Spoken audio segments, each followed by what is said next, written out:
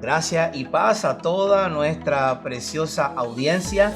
Les habla su hermano y amigo Ángel Colón. Bienvenidos a Ministerios Didasco. Como de costumbre me acompaña mi esposa Sorismar Reyes. Es una gran bendición poder llegar a sus hogares, a sus lugares de trabajo. Tal vez usted va en su automóvil de camino al trabajo, a una cita médica, en cualquier lugar donde usted se encuentre en este día, en el momento en que usted está escuchando esta grabación y usted pueda escuchar este podcast, que seamos de bendición a sus vidas, y ese es nuestro anhelo.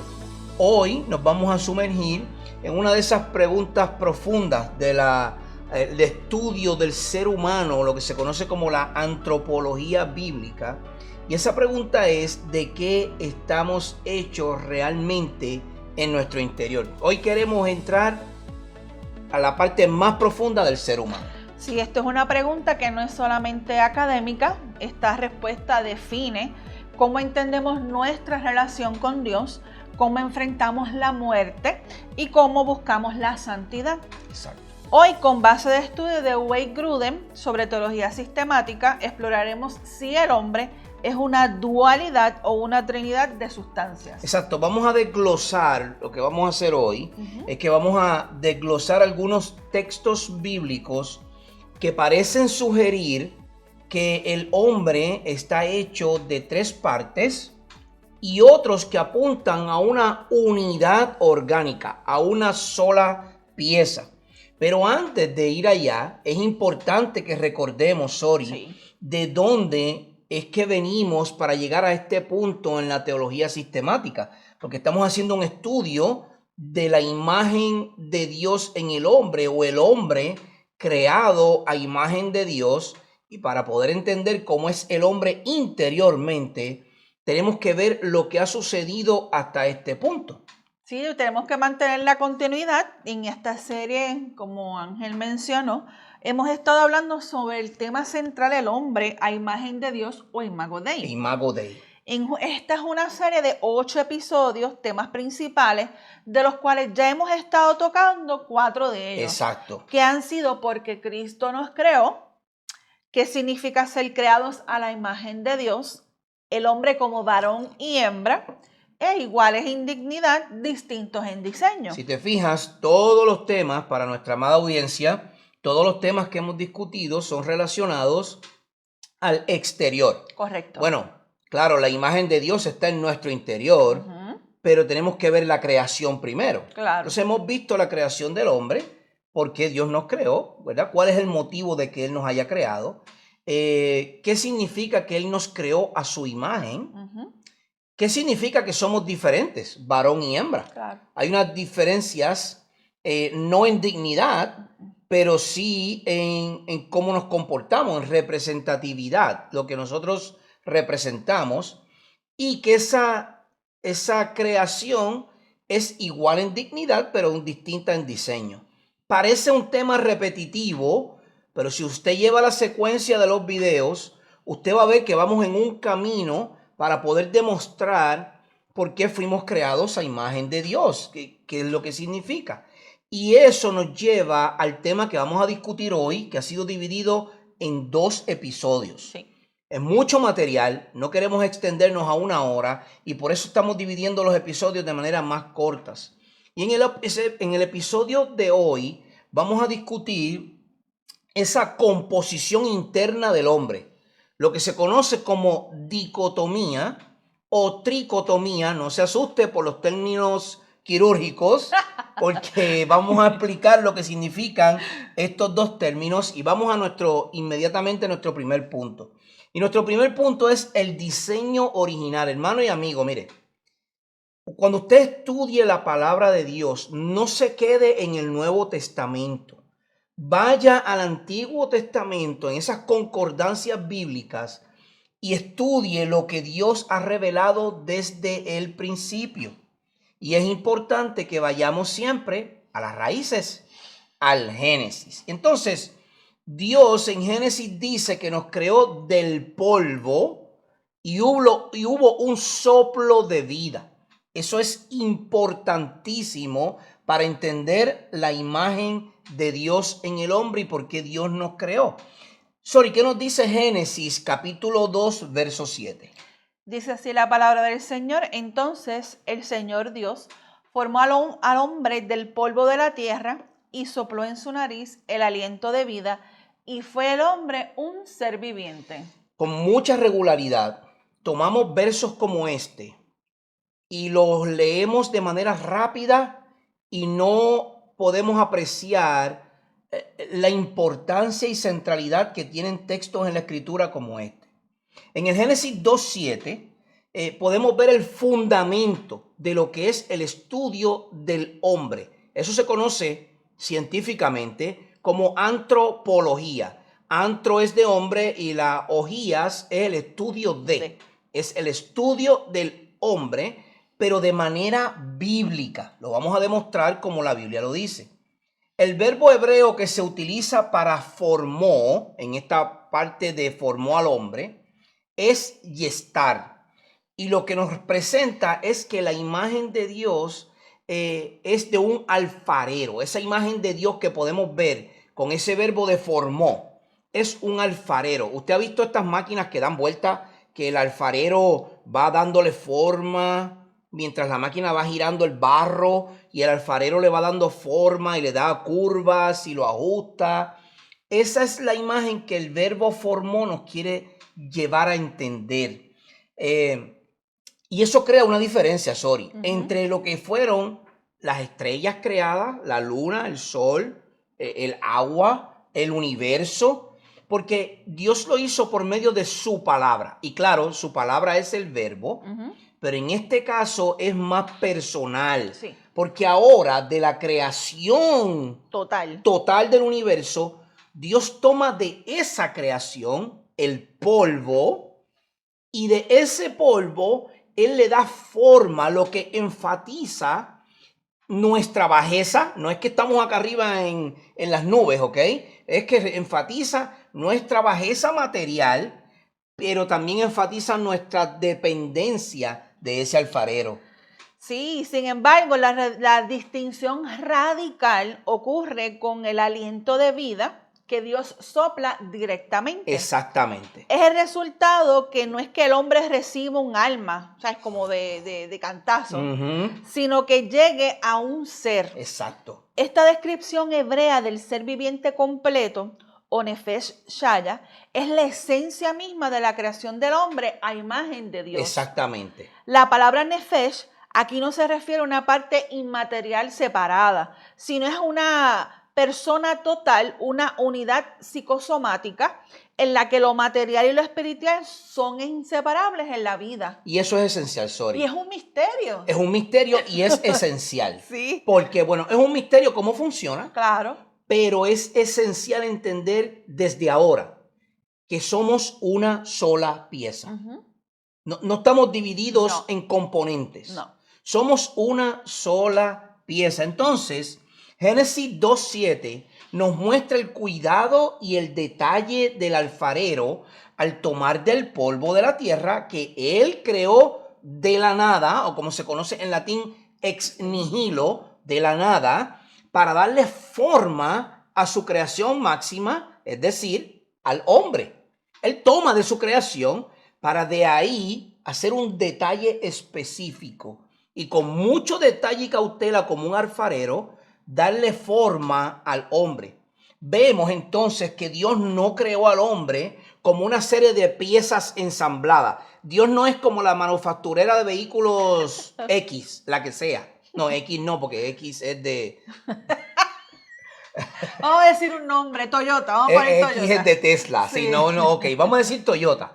No es la manufacturera Toyota que toma partes y las pone y entonces sale un vehículo, ¿verdad? El Toyota Corolla, por ejemplo. No, Dios no hace eso. Dios no toma partes para ensamblarlas, sino que como una unidad orgánica, Él toma el polvo y el aliento divino de Él y lo fusiona para hacer una sola persona. Solo Dios puede hacerlo. Eso es espectacular, eso es espectacular. Miren, Wayne Grudem, que es la teología que estamos utilizando, teología sistemática, enfatiza que en este texto de Génesis 2:7 no se enseña la unidad de una persona como dividida, ¿verdad? No somos un alma atrapada en un cuerpo, eso no es lo que significa, sino que nuestro cuerpo es parte esencial de nuestra identidad como seres humanos creados por Dios. Y déjeme hacer una pausa rápida. Me encanta como Pablo, ¿verdad? Oh, sí. Déjeme hacer una pausa rápida. Mire, hermano, en los últimos meses, yo, Ángel Colón, me he descuidado físicamente. He tomado libras de más en mi cuerpo. Y luego de que yo hice este estudio me confrontó tanto y tanto y tanto, que yo comencé una dieta radical de inmediato. Y para los que me conocen, que soy amante a las Coca-Cola, por favor, no me den Coca-Cola. No lo tienten, sí, por porque favor. estoy en un rehab de Coca-Cola. En un detox. Exacto, exacto.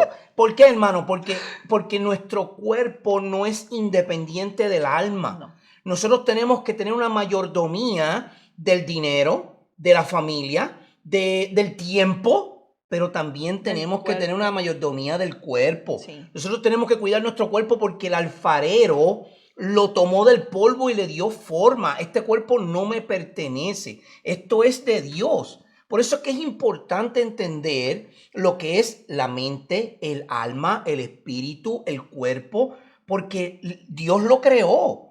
Es vital entender que el aliento de vida que Él nos dio no es una parte de la esencia que Dios nos da, sino que es la parte vital creada que nos hace distintos a los animales y nos otorga una dimensión espiritual que responde solo a nuestro Creador. A menudo caemos en el error de despreciar lo físico, pero este texto nos recuerda que el polvo fue formado por las manos de Dios antes de que pecáramos, lo cual dignifica nuestra biología y nuestra salud. Y esa es la pausa que hice. Sí. Porque antes del pecado, Dios había creado el polvo, la tierra. Claro. Entonces, ese polvo que Dios creó, Dios lo creó santo. Dios lo creó puro. Entonces, Dios tomó de ese polvo y creó al hombre. Entonces, estamos hablando de que el polvo no es meramente polvo. Es algo que Dios creó con un propósito. Claro. Y es por esto que, por ejemplo, lo que está sucediendo, ¿verdad?, en estos días que se ha mencionado mucho como la eutanasia, la pena capital y el homicidio son tan graves. Exacto. Al cometer estos actos, estamos quebrando lo que el alfarero creó con sus manos. Ahí está. Cuando usted promociona o promueve la eutanasia, que es lo que llaman los médicos una muerte asistida, eso es suicidio. Sí. Lo que se conoce como la pena capital. Usted puede estar en contra de mí, pero déjeme decirle, lo que estamos estudiando es que atentar contra el cuerpo que Dios, el alfarero, creó, es atentar contra Dios mismo. Es atentar contra lo que Él hizo. Entonces, al decir que el hombre llegó a ser un ser viviente, la Biblia establece que somos seres dotados de deseos, emociones y voluntad, todo ello operando en un cuerpo físico bajo el soplo o el aliento de Dios. En teología eso se le conoce como neuma, y pronto lo vamos a ver. Sí. Gruden señala, acertadamente, que cualquier teología que intente separar demasiado lo espiritual de lo físico termina en un dualismo que la Biblia no conoce. Somos una totalidad ante los ojos de Dios. Entonces, Herman Bavinck, en relación con la unidad orgánica, el cuerpo como templo, enfatiza que el hombre no es una suma de partes, sino una unidad psicofísica. Exactamente. Para Dios, para Herman Bavinck, Génesis 2:7 no describe la fabricación de un envase y luego su llenado, sino la constitución de un solo ser. Es decir, Dios no crea un envase y después lo llena. Eso no es lo que significa. O sea, un molde. Exacto, no es un molde, un casting y después se llena. No, Dios da forma al hombre, pero a la misma vez le está dando unos dotes para que el hombre pueda coexistir a ser imagen de Dios. Por eso es que es un misterio. Por eso es que es un misterio. Este otro teólogo reformado que estamos utilizando, que se llama Herman Bavinck, les recomiendo que compre su teología porque es Buenísima. excelente. Sí. Herman Bavinck nos lanza un reto intelectual fascinante. Él sostiene que el cuerpo no es un accidente, sino es algo esencial. El polvo no es una vergüenza, es la materia que Dios santificó para que el alma pudiese expresarse. ¡Wow! Para Bavinck, el cuerpo es el órgano del alma. No podemos ser humanos completos sin él. La ciencia, la medicina, dice que el órgano más grande que tiene el ser humano es la piel. Porque la piel cubre tu cuerpo. ¿Sí? Sí. Ok.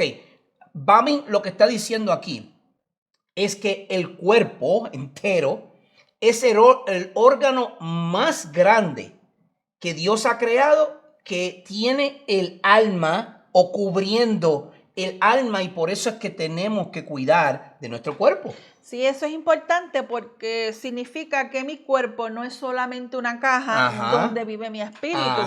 Bavinck argumenta que el alma está presente en cada célula dándole vida. Así mismo es. Cuando Dios sopla ese aliento, no está poniendo un fantasma en una máquina. Está creando una armonía perfecta entre lo visible y lo invisible. Mira qué armonía, misterio nuevamente. Claro. El cuerpo es lo visible, el alma es lo invisible. Y Dios está creando una armonía entre ambas, porque cada célula de su cuerpo responde a esa alma que Dios puso ahí para darle vida. Porque sin esa alma, esa célula no tiene vida. Miren lo que dice Herman Bavinck. El hombre, y lo estoy citando, no tiene un cuerpo. Él es un cuerpo. No tiene un alma. Él es un alma. La separación entre ambos constituye una violación de nuestra naturaleza provocada por el pecado. Bavinck utiliza esto para combatir el dualismo. Si el cuerpo es parte de nuestra esencia, entonces la redención física, la salud, el trabajo manual y el descanso tienen un valor eterno, y por eso es que usted tiene que tomar un día de descanso. Por eso es que usted tiene que cuidar de su salud.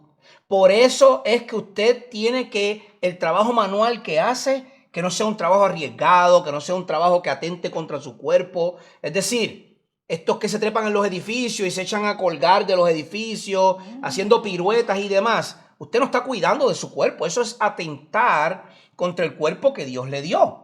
Y por eso es que Bavinck lo dice de esta manera, porque entonces usted está atentando con algo que Dios creó. Miren, otro teólogo muy bueno que también les recomiendo, más moderno, aún está vivo, se llama Joel Beeke. Él va muy a la par con la teología puritana, los puritanos de los 1700, 1800, en relación con la intimidad que tenemos con el Creador, o la dependencia y humildad. Él dice que hay un carácter y un enfoque en la teología reformada experimental, o sea, lo que experimentamos, que se detiene en la ternura del acto creativo. Miren, él ve el soplo de vida como una cercanía que no se ve en el resto de la creación. No se ve, o sea, Dios no sopló aliento de vida en los animales. Él no sopló su neuma, su espíritu a los animales. Él lo hizo con el humano. Joel Beeke nos lleva a mirar el rostro de Dios en este texto. Exacto. Él nota que Dios no dijo, que el hombre fuera hecho a distancia, como lo hizo con la luz. Sin embargo, Dios se agachó al polvo, se ensució las manos y puso su propio aliento en nuestras narices. Qué impresionante. Esto es un acto de intimidad suprema. Dios quiere tener intimidad, cercanía, relación con usted y conmigo. Él es el que está iniciando todo. Él fue el que inició todo. Claro, porque en la creación Él inicia como el alfarero, le da forma al cuerpo, y luego se inclina para soplar de su aliento.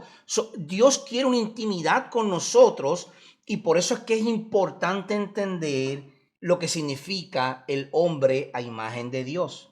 Entonces, Vicky destaca que esto nos enseña nuestra dependencia absoluta de Él.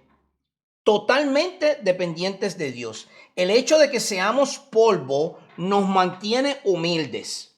El hecho de que tengamos su aliento nos mantiene asombrados. Nos mantiene asombrados. Cada vez que inhalamos, cada vez que usted y yo tomamos aire, estamos repitiendo el milagro de Génesis 2:7 bajo la providencia de Dios. Es decir, cada vez que usted despierta en la mañana y respira o durante la noche mientras duerme, usted está repitiendo Génesis 2:7. El aliento de vida está llegando a usted porque usted sabe qué sucede si usted deja de respirar. Se muere. Se muere. Si usted deja de respirar, se muere. Y eso es lo que está sucediendo en Génesis 2:7. Él nos da un aliento de vida y cada vez que usted y yo respiramos, estamos siendo partícipes de esa creación. Sí, aquí Joel Vicky también tiene una cita que la vamos a decir. Dice, nuestra alma es un espejo creado para reflejar a Dios. Si el aliento de Dios nos dio la vida natural, solo el soplo del Espíritu Santo puede darnos la vida espiritual que perdimos en la caída. ¿Qué significa esto? Sí, Vicky conecta la creación con la regeneración. Ajá. Es bien importante. Ajá. Así como el primer hombre necesitó el soplo de Dios para caminar, el hombre pecador necesita el soplo del Evangelio para volver a vivir para Dios. Exacto. Así como Adán recibió el soplo de vida, ese primer hombre, así tú y yo hemos necesitado el soplo del Evangelio para poder vivir conforme a como Dios espera que vivamos frente a Él o de cara a Dios. Como decían los reformadores, coram Deo, de frente a Dios. Entonces, la aplicación de Bavinck y Vicky se mira de la siguiente manera. La dignidad del polvo contrasta lo que el gnosticismo moderno nos enseña, o sea, el saber, el saber. Bavinck nos obliga a valorar la creación material. La iglesia a menudo espiritualiza tanto que olvida que Dios comenzó con tierra. A veces la iglesia quiere ser tan y tan espiritual que olvida que nosotros venimos del polvo. Exacto. Olvida la humildad, de donde nosotros salimos. Bueno, Dios mismo se lo dice cuando Adán y Eva cometen pecado.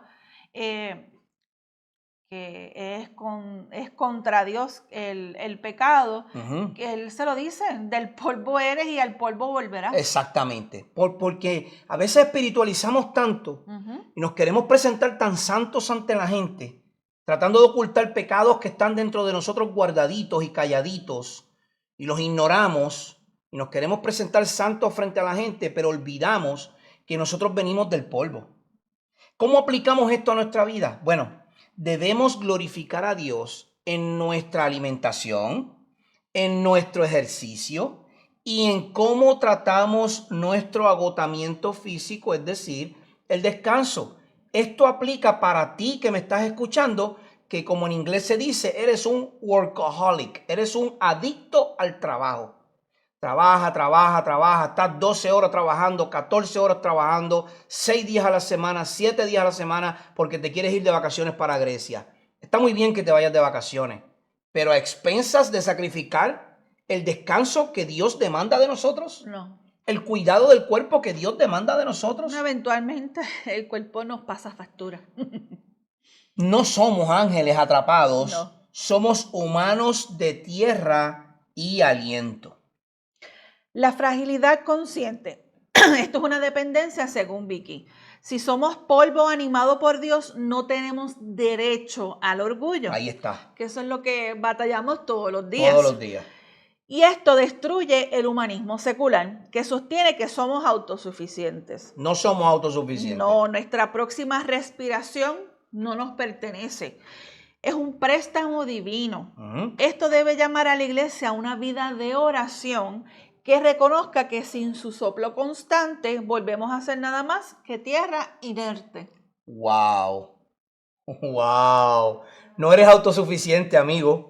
No eres autosuficiente, hermano. No te creas que porque tienes 13 doctorados, no te creas que porque has leído todos los libros de teología o porque has leído la Biblia 40 veces ya eres autosuficiente. No. Ya tú puedes manejar tu vida tú solo. No puedes estar a otro nivel como muchas personas piensan. No, nosotros somos dependientes de Dios todos los días. Totalmente. Totalmente, porque sin el soplo de vida entrando por nuestras bocas cada mañana, morimos.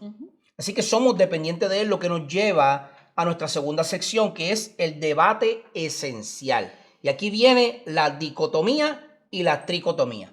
Sorry, ¿qué es dicotomía? Si la dicotomía es la creencia que el ser humano consta de dos partes esenciales. ¿Y estas son cuáles? El material, que es el cuerpo físico, y la inmaterial, que es el alma o espíritu. Eso es la dicotomía. La dicotomía pone o coloca el alma y el espíritu como una sola cosa. Alma y espíritu como una sola cosa. De antemano le digo que esa es mi postura. Eso es lo que Ángel Colón cree.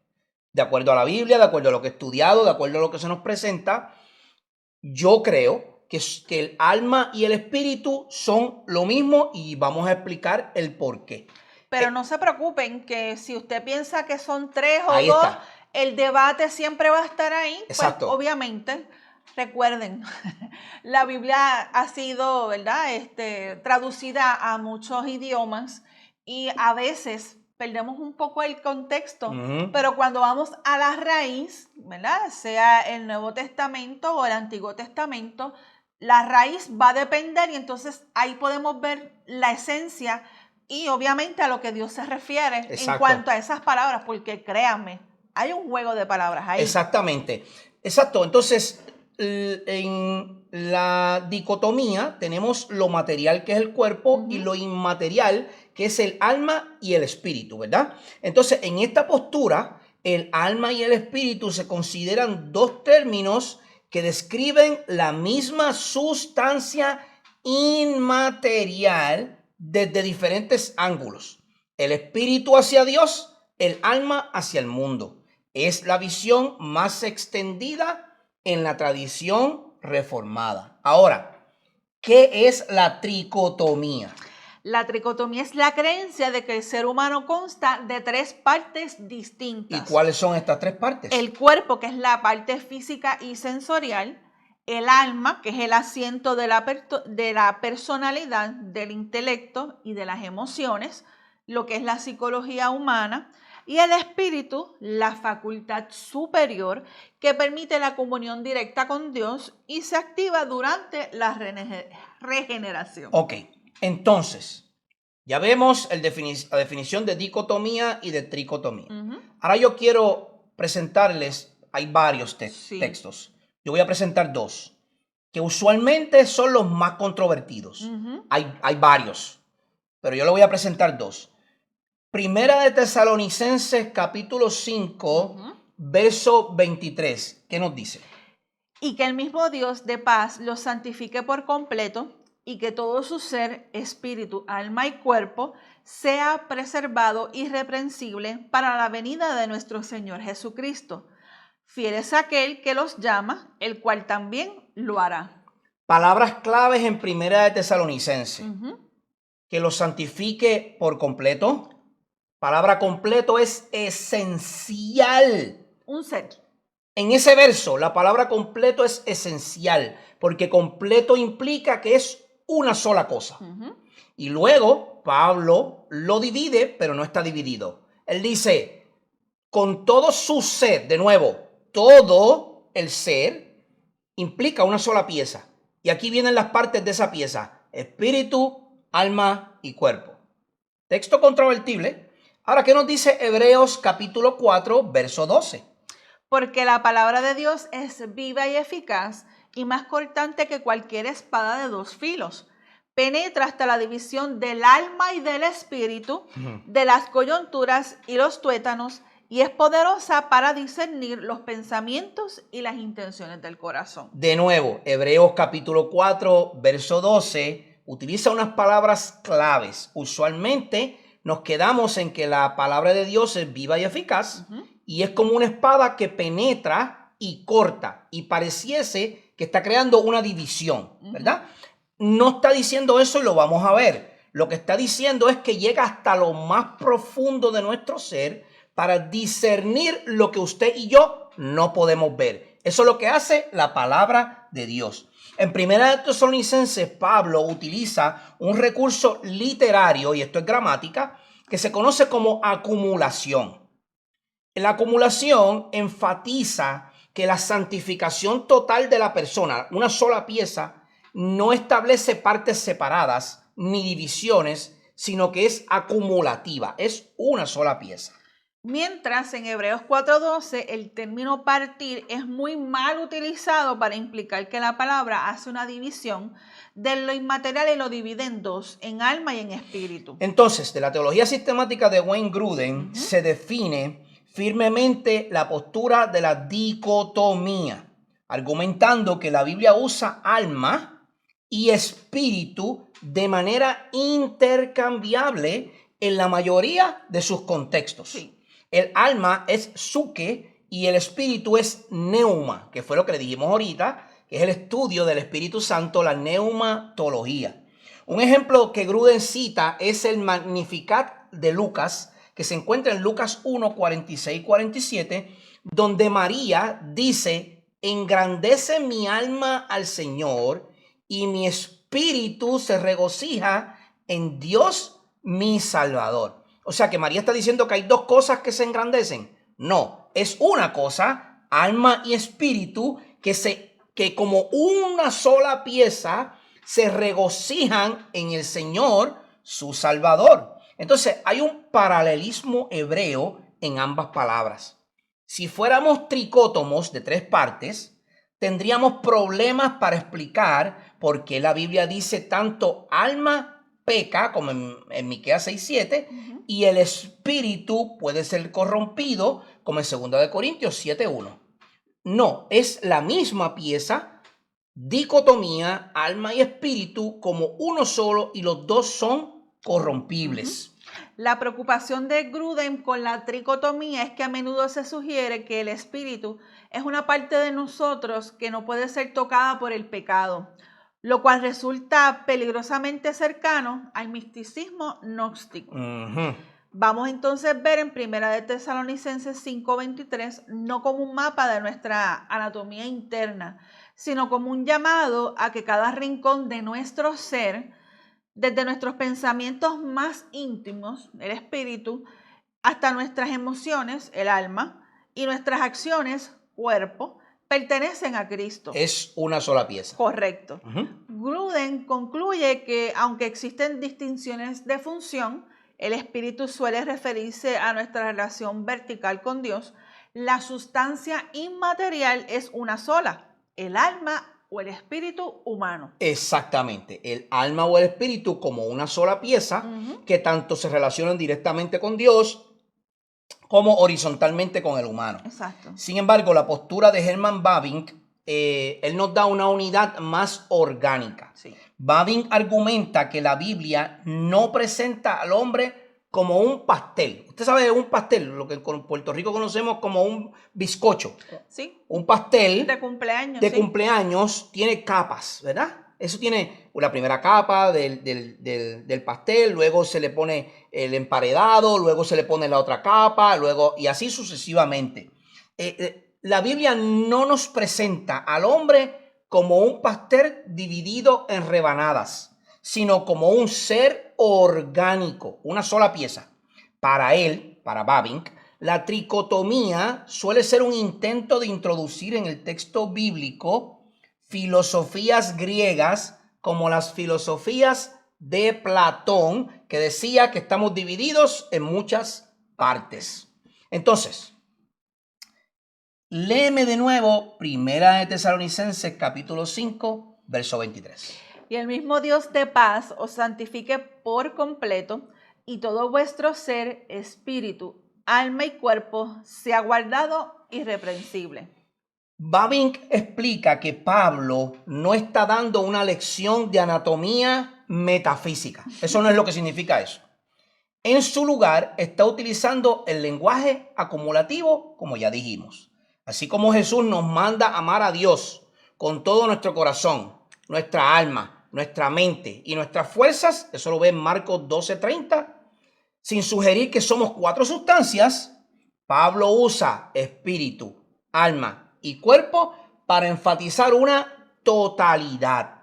Él concluye que esto es un llamado a la santidad integral, no una descripción de divisiones y por qué esto es importante, porque nosotros no santificamos solo el cuerpo, como muchas creencias religiosas hacen, Sí. que se purifican el cuerpo.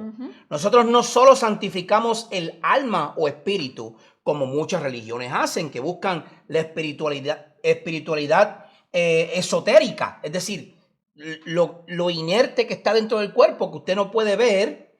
Pues hay muchas religiones que buscan, especialmente los budistas, se van a los montes y a los templos en las montañas a tratar de meditar. Cuidado con el yoga, porque de ahí viene, y cuidado con la diosa que ellos veneran, y cuidado con el yoga, porque el yoga viene de estas falsas creencias. Sí, porque son meditaciones como que te llevan a otro nivel. Ajá, como si tu cuerpo, si tu espíritu saliera del cuerpo. Exacto. Así que tenga cuidado con eso. Tenga mucho cuidado. Por eso es que es preocupante las cosas que pasan a nuestro alrededor y por eso hay que estudiar teología.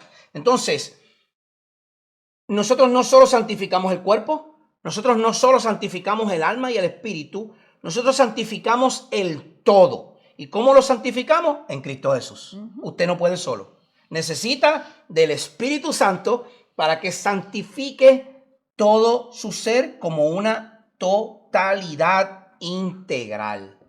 Y con relación a Hebreos 4:12, que es nuestro otro pasaje, que nos dice, porque la palabra de Dios es viva y eficaz y penetra hasta partir el alma y el espíritu. Ahí vemos la visión de Bavinck. Ajá. Bavinck sostiene que el término partir o merismos no significa separar dos sustancias distintas, Exacto. sino penetrar lo impenetrable. La palabra de Dios llega a lo más profundo de nuestra vida inmaterial, allí donde nosotros mismos no podemos distinguir entre un pensamiento, o sea, nuestro intelecto, y un deseo que significa el afecto. Sí, porque es que nosotros no podemos ver el corazón, eso lo vamos a ver luego. Él concluye que el alma y el espíritu son una misma sustancia inmaterial vista desde diferentes ángulos. Entonces, Joel Beeke tiene una postura muy parecida a la de Bavinck, pero le da un enfoque más experimental, Sí. o sea, lo que podemos experimentar. Beeke, siguiendo una línea puritana, se preocupa por cómo estas definiciones afectan nuestra piedad. Para él, la tricotomía es peligrosa porque a menudo sugiere que el espíritu es una parte de nosotros que no puede ser contaminada por el pecado, lo cual constituye un error teológico grave. Entonces, ¿cuál es la función o la distinción, entre estas funciones? Vicky explica que aunque somos dicotómicos en sustancia, somos funcionalmente polifacéticos. Es decir, aunque en sustancia somos cuerpo, alma y espíritu, dos, ¿verdad? En función somos polifacéticos. Sí. Muchas funciones, ¿verdad? Sí. Aquí habla entonces del espíritu cuando se refiere al alma en su capacidad de comunión con Dios, que es una dimensión vertical. Ajá. Y el alma se refiere a la misma sustancia en su relación con el cuerpo y el mundo, que es una dimensión vertical. Si divides al hombre en tres, terminas con una espiritualidad fragmentada. Exacto. Si lo ves como una unidad, entiendes que todo tu ser debe ser redimido. Exacto. Y esto es una paráfrasis de lo que Joel Beeke o su pensamiento. Entonces, ¿cómo aplicamos esto de manera práctica? ¿Cómo afecta esto la vida diaria tuya? ¿De qué tiene que ver tanto la dicotomía, la tricotomía, alma, cuerpo, espíritu, mente, a efectos y todo ese tipo de cosas? Bueno, entender, esto es lo importante. Sí. Entender la dicotomía no es solo para ganar debates teológicos. Esto no es para discutir si usted cree en tricotomía o cree en dicotomía. Es para cambiar la forma en cómo vives. Número 1, vivir en santidad sin divisiones, sin compartimientos. Es decir, todo tu ser buscando la santidad. A menudo tú y yo pensamos, Sí. mi espíritu está bien porque oro, aunque mi cuerpo sea perezoso y mis emociones, que es el alma, estén fuera de control. Es decir, usted y yo a veces pensamos que porque oramos 50 veces al día y nos arrodillamos y nos postramos y estamos en el suelo y nos rendimos a Dios en oración, está bien, eso no está mal, eso está bien, pero pensamos que porque hacemos eso, pues ahora yo me puedo sentar todo el día. Ya es suficiente. Ya es suficiente. Yo me puedo sentar todo el día y olvidarme de mi cuerpo, olvidarme de mi alma, olvidarme de mis emociones. No, eso no es lo que significa eso. Si eres una unidad, no puedes ser espiritual los domingos y terrenal los lunes. No puedes. O sea, tú no puedes ir a la iglesia y levanto mis manos allá el domingo y después el lunes tu cuerpo está caminando como un zombie. Eso no puede funcionar porque somos una unidad. Lo que haces con tu cuerpo afecta tu comunión con Dios y lo que crees en tu espíritu debe gobernar tus emociones. Es decir, si mi cuerpo se quiere ir a la deriva, yo tengo que controlar mi cuerpo para que no se vaya a la deriva. Y entonces vamos con el segundo punto, que es el cuidado de la salud mental y física. La dicotomía rompe el error de creer que la depresión o la ansiedad es solo falta de fe. Aquí vemos que hay muchos creyentes que piensan de esta manera. Exacto. Como el alma y el cuerpo están íntimamente ligados, como mencionamos en Génesis 2:7, un problema físico, un desbalance, cualquier cosa que suceda con el cuerpo, puede causar una angustia espiritual y un pecado no confesado puede causar enfermedad física. Eso es así. Esto lo encontramos en el Salmo 32. Pero cuidado, tampoco nos podemos ir a los extremos. Exacto. El cuidado de tu sueño, alimentación y salud mental es, en última instancia, un acto de mayordomía espiritual. Entonces, hay una esperanza real en la resurrección. Si el cuerpo fuera solo una cárcel y estuviéramos atrapados ahí, eso es la tricotomía extrema, la muerte sería una liberación. Es decir, nos morimos, el cuerpo se fue y ahora ya estamos libres de esa condenación. Pero eso no es lo que sucede. Para Bavinck y para Beeke, la muerte es antinatural. ¿Por qué? Porque cuando vamos al Génesis, en el principio de todo, cuando estábamos en el huerto del Edén, Adán y Eva, todo era perfecto y allí no existía la muerte. No existía la muerte. Era eterno. Pero en la caída del pecado surgió algo que es antinatural. Que es que cuando vino el pecado, con él vino la muerte. ¿Cómo lo sabemos? Porque luego cuando vemos las generaciones, en Génesis también, usted puede ver que y Adán vivió tantos años y murió. Y Enoc vivió tantos años y Moisés vivió tantos años y el otro y el otro y el otro y el otro y el otro y el otro y todos murieron.